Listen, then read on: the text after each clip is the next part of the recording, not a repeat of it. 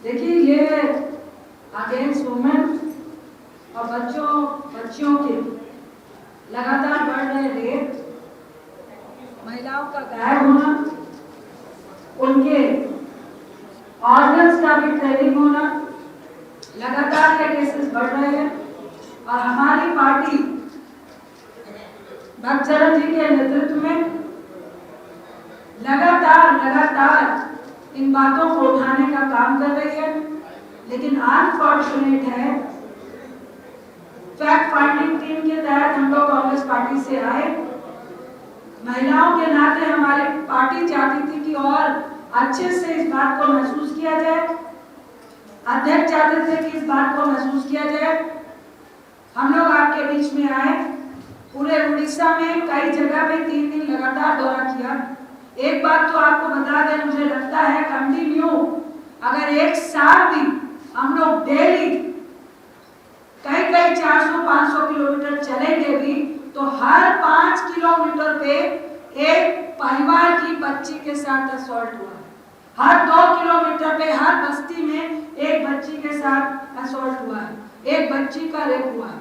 और उससे भी भयंकर और घृणित कार्य है जो हम लोग आपको कहना चाहते हैं, नेग्लिजेंसी है, लापरवाही है, निराशा है। सरकार, प्रशासन, ड्रग्स माफिया और ये बलात्कारियों की मिली भगत है। क्योंकि सबसे अहम बात यह होती है, बलात्कारी बार बार बलात्कार तब करता है जब उसको सजा नहीं होती है, जब उसको पता होता है कि प्रशासन की मिली भगत रहेगी। क्यों? क्योंकि यहाँ पे बहुत बड़ा जो नक्सस है वो ड्रग्स का भी है, सिर्फ दारू का नहीं है, शराब का नहीं है, बहुत बड़ा नक्सस ड्रग्स का भी है। तो ये एक बहुत बड़ी चेन है जिसके लिए हम सब कह सकते हैं कि मुख्यमंत्री क्यों नहीं मिल रहे हैं, सरकार क्यों नहीं मिल रही है, सबकी मिली भगत है, ये हम लोग कह के जा रहे हैं। और दूसरी बात, जिस तरह से बच्चों के बलात्कार के बाद, गैंग रेप के बाद कल हम लोग घूम रहे हैं और आज हमारे पास लिस्ट आती है कि संडे को फिर एक बच्ची का रेप हुआ। हम लोग घूम रहे हैं और जहां परिवार, जहां पे गांव, वहां की विक्टिम और जो एक्यूज और प्रशासन, जिस लगातार हम लोग डीएम से मिले, एसपी से मिले, आरआईजी से मिले, हर प्रशासन के आईओ की, एसपी की, डीएम की स्टेटमेंट में डिफरेंसेस है। और एक ही बात सिमिलर सब में समानता थी। वो क्या?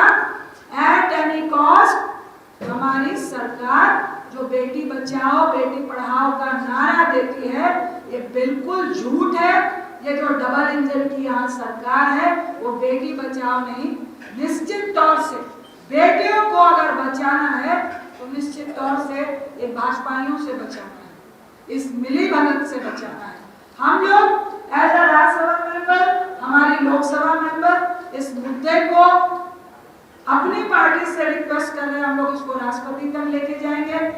दुखद है लेकिन गर्व भी है कि राष्ट्रपति एक महिला है और वो उड़ीसा की है। हम उनके पास गुहार लगाएंगे। वुमेन कमीशन जो उड़ीसा में 1 साल से है ही नहीं, हम नेशनल वुमेन कमीशन में गुहार लगाने जा रहे हैं और पूरे जोरदार तरीके से लोकसभा और राज्यसभा में इस मुद्दे को उठाने जा रहे हैं। क्योंकि अगर आप सरकार से आंकड़ों की बात करते हैं तो वो लोग कहते हैं नहीं फला प्रदेश में ये, फला प्रदेश में ये। ये किसी प्रदेश की बात नहीं है, ये बच्चियों के साथ लगातार हो रहे बलात्कार की बात है, हत्या की बात है, उनकी खुदकुशी की कहने की बात है। सबसे गलत बात यह है कि प्रशासन और सरकार की ऐसी मिली भगत है कि यहाँ महिलाओं का, उनके बलात्कार का कोई भी रिस्पेक्ट नहीं है। सीधा कह दिया जाता है। एक बहुत नई चीज यहाँ पे सुनने को मिली है, गर्लफ्रेंड बॉयफ्रेंड, गर्लफ्रेंड बॉयफ्रेंड। तो क्या बच्चियों को फ्रीडम नहीं होनी चाहिए? क्या बच्चियों को अपना साथी चुनने की फ्रीडम नहीं होनी चाहिए?